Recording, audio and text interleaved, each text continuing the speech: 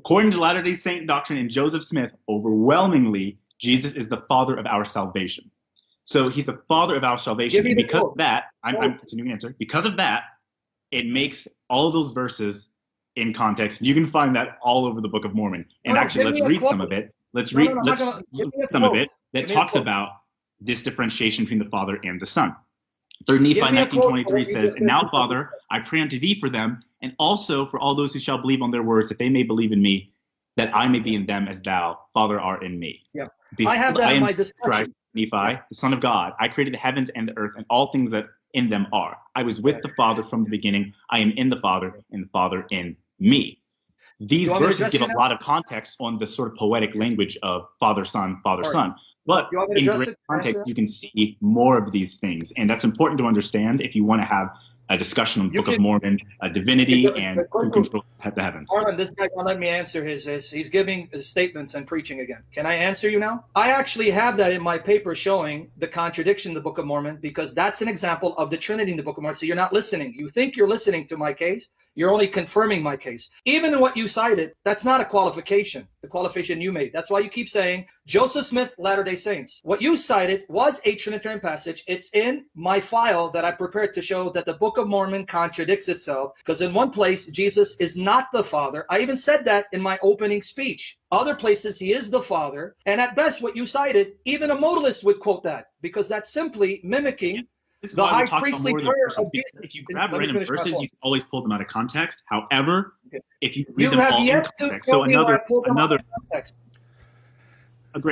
another one of those verses that you were describing is in 3 Nephi chapter 28. And so it says this: "And for this cause ye shall have a fullness of joy, and ye shall sit down in the kingdom of my Father. Yea, your joy shall be full, even as the Father hath given me fullness of joy. And ye shall be even as I am." And this is the Lord speaking to his disciples. Now, those words, "Ye shall sit down in the kingdom of my Father, yea, your joy shall be full, even as the Father hath given me fullness of joy."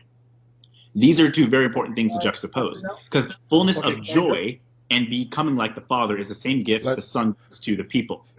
Let's make sure we're asking questions. He's going into damage control mode because he knows there's one more insult till this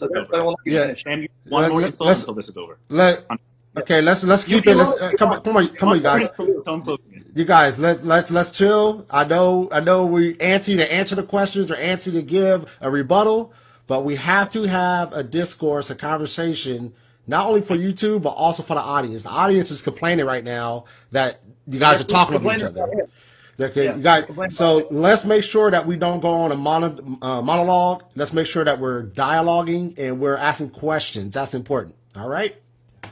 Yeah, and Marlon, he hasn't. He's been going into these speeches because he's going to damage control. So let me address him, because I quoted 3 Nephi. Let me now quote Ether and show that he's not solving the tension and the contradiction. He's quoting one verse that smacks of Trinitarianism, but ignoring the other verses that smack of modalism. But in his mind, they're harmonious, and I'm not going to let him assume it's harmonious. He's going to have to prove it, and he hasn't. Now let me read Ether, because I want everyone to hear what he said. Did you guys hear what he said? He's the Father of our salvation. That's not what Ether said. Let me quote Ether chapter 4, verses 7 to 12.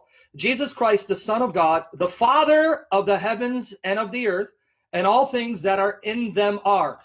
The Father of the heavens and the earth and all things that are in them are. So yes, you can point to passages that seem to teach Trinitarianism, but you can point to other passages that smack of modalism, hence the contradiction. But then this contradicts later teaching that the Father was a man who became God, slept with one of his spirit wives, and sired Jesus, because the citation gave you from the Book of Mormon, hey, Sam. God has been God. Hey, Sam, I just think Kwaku, I think he just left.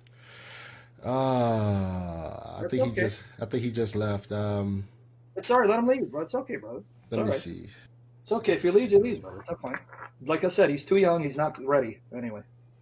That's okay, brother. Hey, man, this is going to be good. It's going to blow up your channel. I promise you. Let me see. Hold on one second. Hey, Marlon, brother, don't be disappointed. This is going to be a blessing to you, man.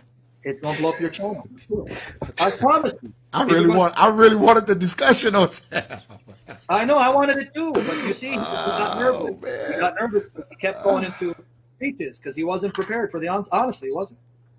Sorry, brother. It's okay, man. May God convict me to offend. Oh man, Quaker, did you leave?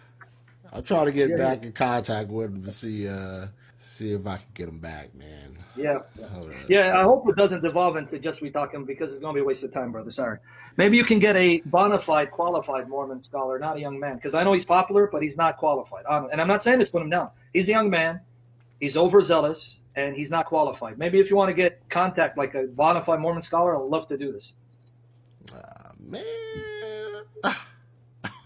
Bro, I promise you, it's going to go viral. You don't understand how social media works. Wow, Quaker rant, and you're going to get like 10 million views. It's not, I promise you. Oh man. It's okay, bro. We had a good time. He dipped. He got out of Dodge. He got out of Dodge big time, man. Man. Please don't take it down. Please don't take it down. Leave this on. No, it'll stay up, but it's just, dang, I really wanted the conversation though, Sam. I really wanted it, man. Well, I guess that's how some of it goes, man. Hey, brother, that's what happens when you prop a false prophet and blaspheme the triune God. Our God lives. You know that, my brother. Yeah. I love you, man. I love you too, man. That's the truth. Hey, now you know why people want to debate me. I'm not boasting. God crucified my flesh because I take no prisoners for the glory of the triune God. Honestly, I don't. Because this is, brother, you and I know, this is lives at stake. It's not a game. People's salvation is at stake. We're going to have to give an account for the blood of many. This is why I take it seriously with a passion. And by the grace of God, you and me, I know you can amen this, we're willing to die for Jesus, the true Jesus. Yeah, absolutely. Because it's not a joke. This is about people's everlasting salvation. So. Yeah, he left though. He left, and he's not responding. So. No, he's done. Yeah, that's okay, bro. But I love you, man. He's probably done. I love you, man. It's all good, man. It's all good. Sorry, folks. I don't know what to tell y'all, but it's all good, man. And this is probably my first one on the show where somebody just cut the cord in the middle of the debate. This is the first, so this is interesting, man. Very interesting. So.